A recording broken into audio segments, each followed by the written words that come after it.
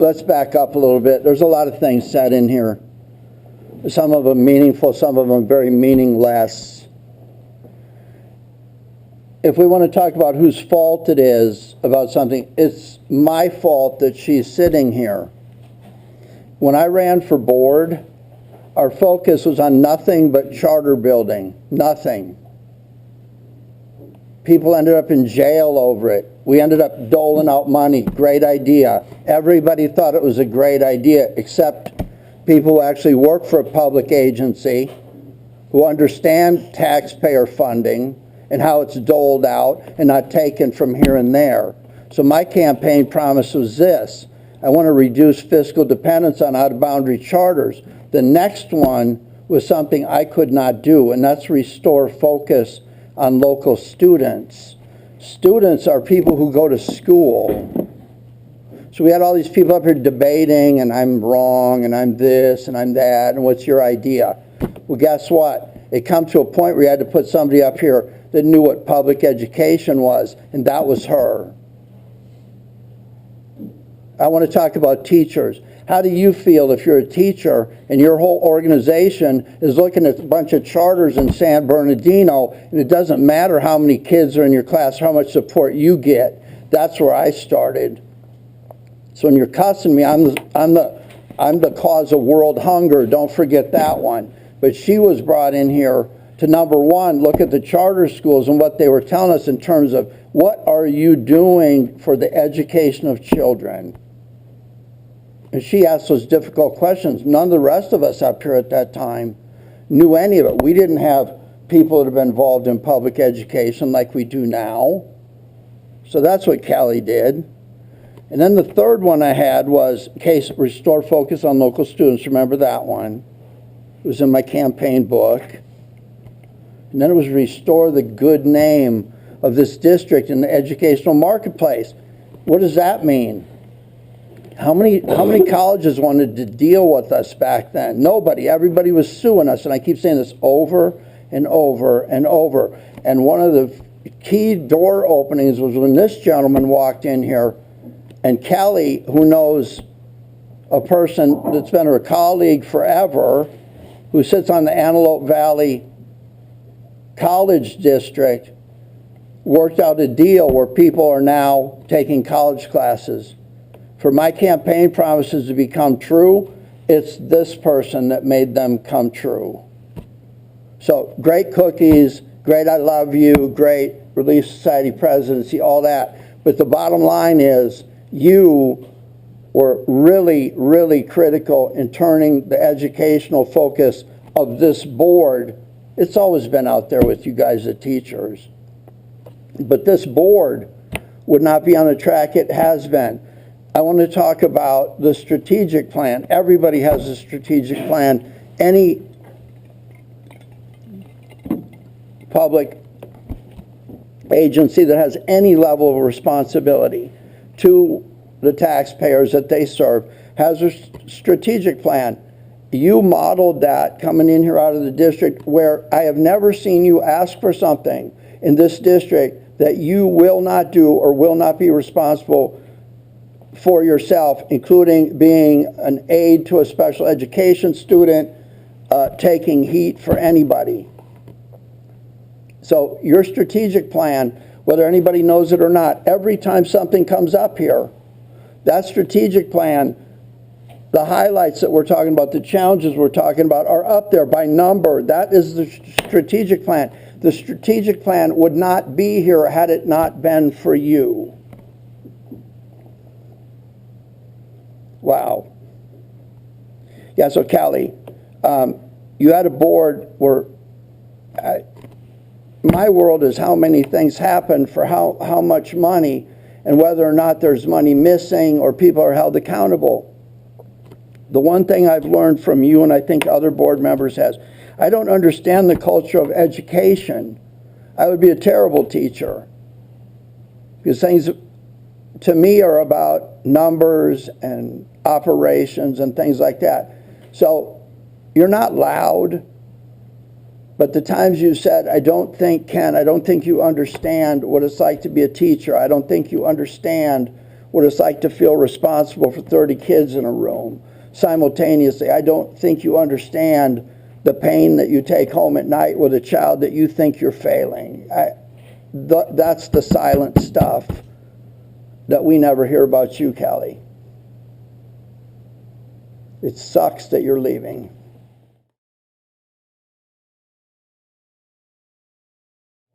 Okay, I'll start off by saying I hope everyone has a happy holiday. A couple of comments. There's things we can't talk about. We don't talk about active negotiations. We don't talk about things that are coming out of closed session. We don't talk about individual student matters. We don't release student records to the public. We don't do things like that. We are not a council or whatever you want to call it for a little hamlet somewhere. Everything we do is controlled by California state education law. When things happen, sometimes you're required to take steps. That's all I'll say about that. I can't speak for anyone else, but when I became the board member, I decided I didn't like mono presidencies where one person sat up there and got real comfortable as the superintendent year after year, so all the superintendent has to do is make that person happy and everybody else is excluded by lack of process.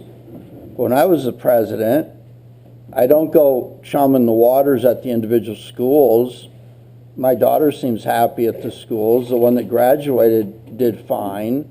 So I don't go chum around the high school with my 1978 Letterman's jacket on and try to be popular. I don't go babysit people and ask them what they're doing. That's not my role as a board member. My role as a board member is to take the recommendations of the business that comes out of the superintendent's office. A lot of it, tons of it, 80% of it is preset. Mr. Hassan comes to us 4 times a year with interims, actual budgets, things like that. We approve the LCAP. There's a lot of this business that happens. So if you're expecting public debate and the flavor of a town council, that's not what happens here. Superintendents are smart enough to know not to bring things forward. You have board members arguing with each other and giving oratories all night for what I don't know.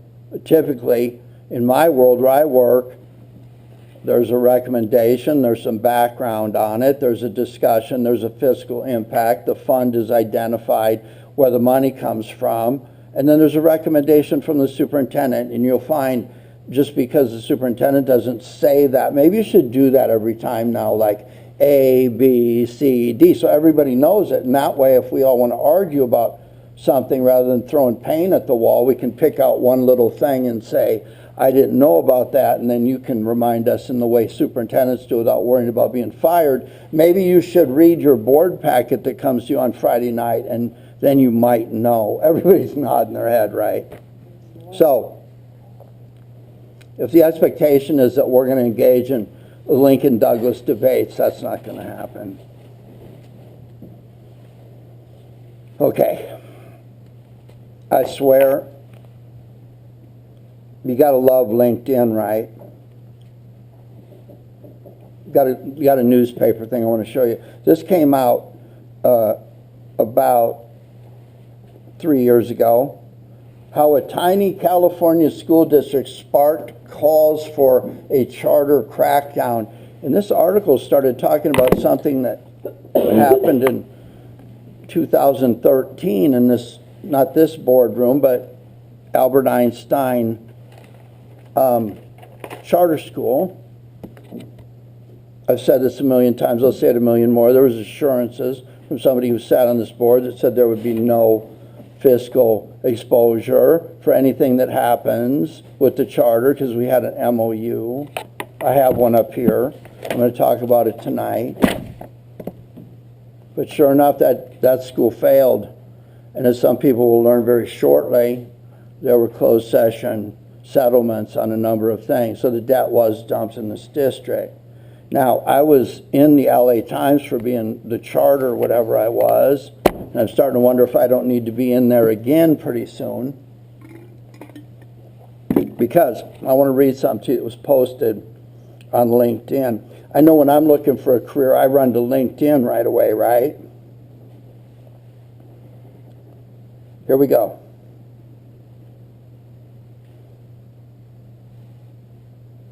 Oh, before I get into this mess, tomorrow is not only Veterans Day, but it's the birthday of the United States Marine Corps. And I don't know why people go into that, because it's like, but they come out something else. Happy birthday, United States Marine Corps. Thank you, Lester Mascon, for reminding me of that. So let's listen to this. This went out all over LinkedIn. Everybody know LinkedIn, right? Hello, leaders. That leaves me out. Please help us find the next CEO of a charter, right?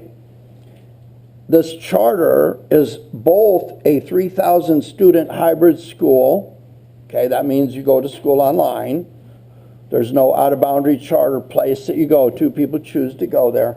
And the back office service provider for 5 other innovative schools committed to whatever we all say as educators. Okay. This charter came about, and this organizational structure came about when Christy Smith and Mark Winger from the Newhall School Districts were sitting out and had an attorney and sued this district and blah, blah, blah. And there were all kinds of familiar faces that were going on. Those faces are starting to come back in this picture again, by the way. And I keep talking to them 5 or 6 times, and they don't listen to me. I've invited them in here. I've gotten weird emails assuring me that everything's okay. I didn't ask anybody if anything was okay. Let me make something very clear. What I expect out of a charter is when they stand up there, and I put people through the ringer, and they know it, and they know what they promised me, and I know who they were. Now those people are nowhere to be found, and some of these things I'm reading about are not in this MOU. So I don't recall telling anyone. I understand organizational structure changes.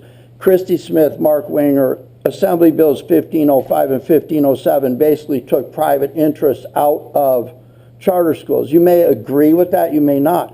I don't know how many times we hire someone who is a private interest to come in and perform a service, okay? So, I mean, that's pretty common, but in some worlds, I guess you can't do that. So I don't take exception to that. But within this MOU, it says that any contract fluctuation that's more than $100,000 should be reported to district. I don't know how many interim CEOs you're going to go through, and I don't know an interim CEO that will work for $100,000 to be a CEO of a 3,000 student school. That's kind of outside of my math range. But the thing I have a problem with here, I'm going to be very clear.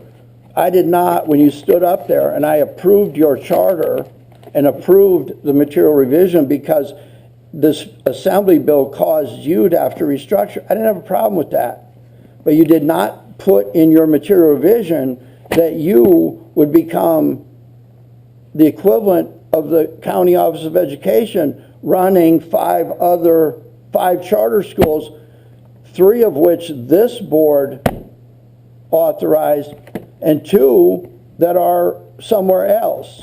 So the first thing I think we should do is the superintendent should give a friendly call to the Hart District and one to the Lancaster School District and advise them that anything that any employee of that organization does that would cause liability, ranging from a disgruntled employee claim, a special education claim, that this self-created, whatever it is, does not impose financial debt upon the students of this district. I've asked Mr. Mirza, I don't know how many times, how much money did you make off the charters? He tells me none. Then I ask him, how much did you have to pay to have these charters? So are their actions going to impinge on our general fund for our kids? That's his job to watch out. And I have to learn and read in LinkedIn that we're going to have this thing where you run this and this. I did not approve that. You don't have my approval. And what I would suggest is you put somebody up there, and maybe you need to bring your lawyer with you, but put somebody up there that tells me what you're doing. I don't care whose fault it is, what struggle you had, why your audit 6 months. I don't care about none of that. I care about the promises you made to give a diverse type of education that this district does not provide to those students who wish to take you up on your offer. I don't care about the adults at all. Because what happens on this stuff, when adults start getting loose, I'll take heat all day long. But the worst thing a board member can experience is a bunch of little faces over there, out there being brought in here as human shields. Please don't shut down our charter school when they should be looking at the back of the room. This is where all this starts. And I'll tell you something else that I don't appreciate. I don't appreciate having boards of people who choose to sit on a charter board for a school that was petitioned by itself, not in a group, not in a collective, not in whatever this is supposed to mean, to find out that that board is superseded by a board up here that's deciding I'm going to run all of this. I did not approve this back house organization you have. I do not approve anything that you do in another district. I will not see this district taking liability on for anything you, your staff, your employers, your vendors. I will not see that subject. I will not see this. All I want to hear is this. And I think the worst part about this right now is I'm seeing fluctuations in this district in attendance. And we're not talking about people matriculating from Miss Moynihan to Miss Van Ornum's school naturally. I'm seeing kids up and leaving and running to our district. And the worst thing about that is, oh, those seats are being backfilled, but they're being backfilled by people from other places while we're up here trying to figure out how to find rooms so our special ed kids at Meadowlark are not stuffed into a broom closet, and why somebody else doesn't have 37 and 38 kids in their room that you can't teach because you can't reach them. So I'm glad we're all structuring this, and I'm glad we got it. And by the way, the recruitment period on this is about 2 weeks. And what governmental agency, when you're looking for the best to fill taxpayer funds, do you put something out there to say, hey, I did it so the current interim can step in, or we have an auto promotion from inside? I've worked government for 20-some years. I know what this is. But when you come in here, I don't want to hear why or what sorry excuse or whose fault it was. I want to hear them kids are doing great, and you keep up the promises you made to me and to Miss Jensen about the education of those children. Are you listening to me out there? I think that's about enough out of me tonight.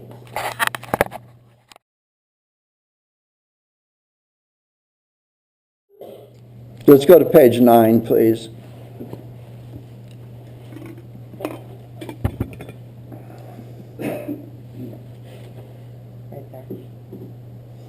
Yeah, there's a vendor named Heritage. Of course, we don't discuss student records. Is this a regular vendor? No. Is this a one-time charge? You'll see this charge every month for the remainder of this fiscal year. Does this benefit more than one student in this district? Could you speak up for responsibility? No. No more questions. I have page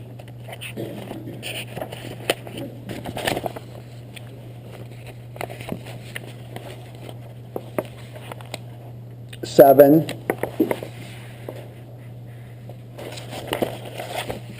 Department of Justice.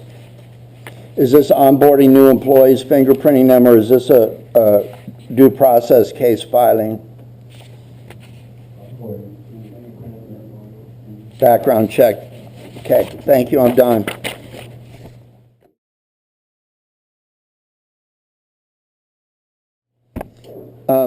Are we currently aging any positions to try to save funds? Are we actively recruiting for everything that is on that list? We are actively recruiting for everything on the list. Thank you.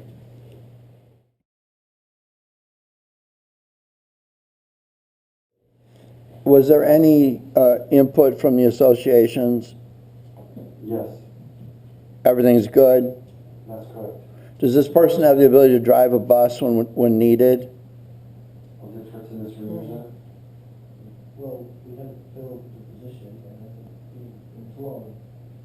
No. So This position would not require you to have a bus driver. would it benefit an applicant to have the appropriate CDL? Yes, it would be a great addition. Thank you. So the first comment I have is we're not voting on who fills the position tonight. This is an upgrade in the job position. Is that correct? Continuing back to job description. Okay. From the discussion, when I was president, this much debate on something in this level of board dive down says that this issue isn't ready for prime time. Are we ready to table this until we're able to address these issues? Is this like something critical? I would be most interested in wondering what the union is saying. Do any of these people have rights back to their position? Are they being contacted? Could they be encouraged to fill this? I mean, my own daughter had 2 incidents this week, in the last week, of going to Children's Hospital, and somebody had to call and say, it's the Pfalzgraf kid, she won't be in, don't pick her up, blah, blah, blah. So, I mean, there's some specialized thing here, and I think I would agree that if you hired a bus dispatcher or a truck dispatcher from anyone else, they might know bus capacities. I don't think they would be knowing much about the kids of the district or the bus route first day out. So I think institutional knowledge is good, but at the same time, I don't want to be engaged in some vote where it appears that there's law that governs what you're doing here. Let's make sure we stick to it. Do I need to make a motion that we table this for further consideration? So here's what I'm going to do. I'm going to motion that we table this item for further discussion with the superintendent's office. If I have a second, then we'll vote.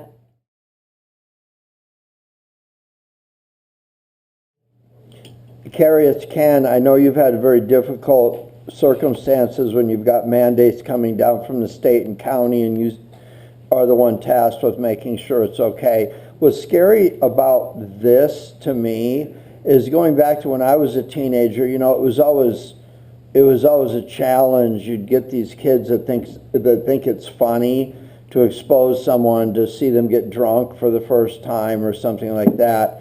And sometimes what ends up happening is this stuff has slipped to you. You don't know what it is. You have no intention of ingesting anything.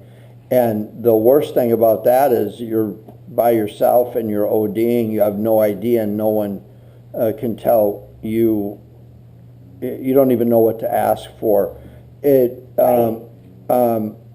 I hope when the stuff gets rolled out, I don't want to get into this too deeply because we certainly wouldn't want to discuss students' drug use with anyone, but thanks for pushing to get these resources out. This is definitely an all-call something.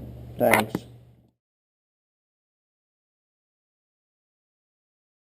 I'm not an educator, but here's what I would say. As a parent, you get used to sending your kids to school, and it's a day by day, and it's a teacher figuring out where you kind of missed out something. I learned something really valuable one time. You'll be reading a book, and then suddenly you'll realize, I haven't learned anything, or I can't remember anything I've read in the last 5 minutes. And it always goes back to a word or a sentence that you didn't understand. And if you go back there, and I kind of relate teaching to that. So if your kids suddenly are at home and you're doing your work at home and you've got 2 or 3 different jobs, everybody's world is disrupted. What I look at, I think, is the strongest measure is my work environment. I didn't miss any work. We were one of those critical, or whatever they called it, services. But people that are coming back into the workplace now, it's interesting to watch them. And if you start looking at productivity, just raw productivity, and what the outputs are, there's starting to be some concerns with employers ranging from people are having 2 or 3 different jobs doing the same thing for 2 or 3 different companies, sitting at home on a computer, to people who are so hungry for human attention. They don't come to me, thankfully, but they're trying to come back into the work environment, and the productivity of adults is horrendous in most cases.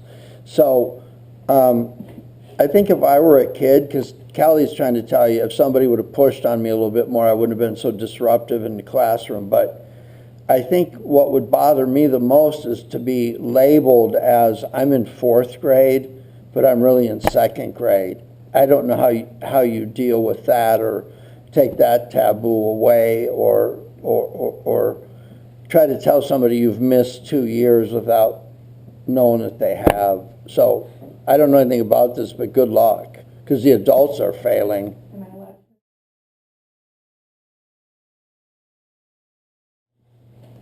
allowed? Tim, I asked for this to be on the agenda, so it was read into the record the last time, but I wanted it to appear in perpetuity for 10 years from now when we're watching trucks blaze all over town and poisoning everyone.